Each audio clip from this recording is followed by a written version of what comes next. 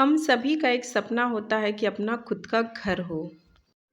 तो उसके लिए अपना खुद का घर पाने के लिए आपको इस कहानी को ज़रूर सुनना चाहिए।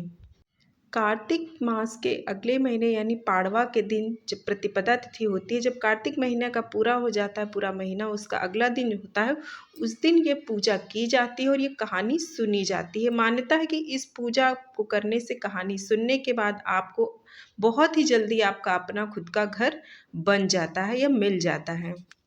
तो जो लोग चाहते हैं कि उनका अपना खुद का घर हो, तो उनको ये पूजा और कहानी ज़रूर सुननी चाहिए। तो welcome back to my channel जय सिया राम।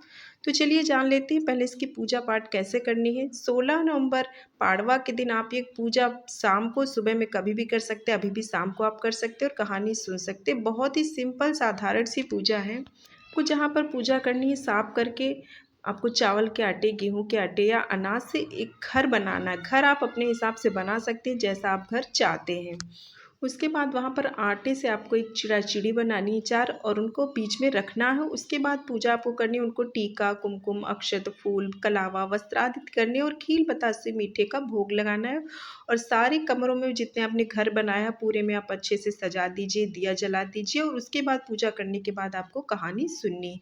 तो चलिए अब कहानी सुन लेते हैं कि क्या है। एक बार की बात है, 4 चिड़िया थी, वह चारों ही कार्तिक का स्नान करती थी।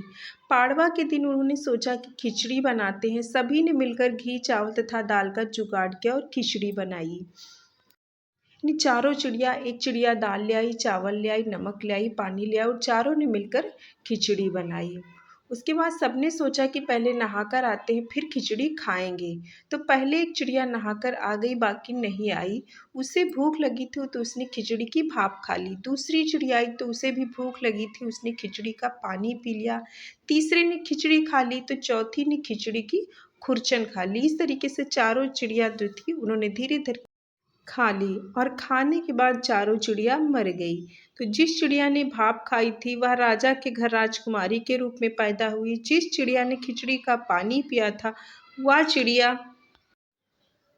राजकुमारी के रूप में पैदा हुई। जिस चिड़िया ने खिचड़ी का पानी पिया था वह कुम्हार के घर पैदा हुई। जिसने खिचड़ी खाई वह ब्राह्मण के घर जन्म लेती है और जिसने खुरचन खाई थी वह हथिनी के रूप में जन्म लेती है।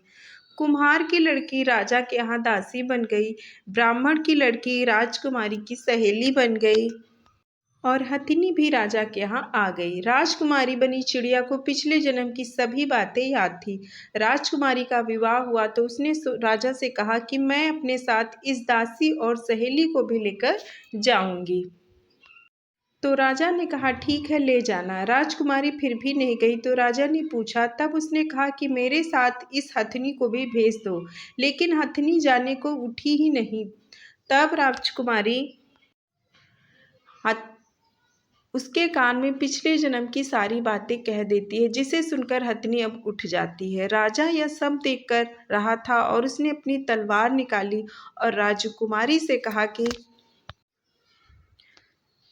बताओ तुम कौन हो, सच बता दे तू कौन है, नहीं तो मैं तेरा सिर काट दूंगा। राजकुमारी ने राजा को सभी बातें सच सच बता दी। पिछले जन्म की सभी बातें सुनकर राजा बोला, यदि कार्तिक स्नान का इतना महत्व है तब हम भी जोड़े से इस कार्तिक मास में स्नान करेंगे। और इस चिड़ाचिड़ी की कहानी वहीं से शुरू हो गई है। तो जो लोग पूरे कार्तिक महीने का स्नान करते हैं उनको तो अवश्य ही ये कहानी, पूजा इत्यादि जरूर सुनना चाहिए और जो लोग अपना खुद का मकान चाहते हैं उनको ये कहानी जरूर सुननी चाहिए। उम्मीद है जानकारी पसंद आई होगी, तो लाइक सब्सक्राइब कीजिएगा। मिलते हैं नेक्स्ट वीडियो में, तब तक के लिए जय श्री राम।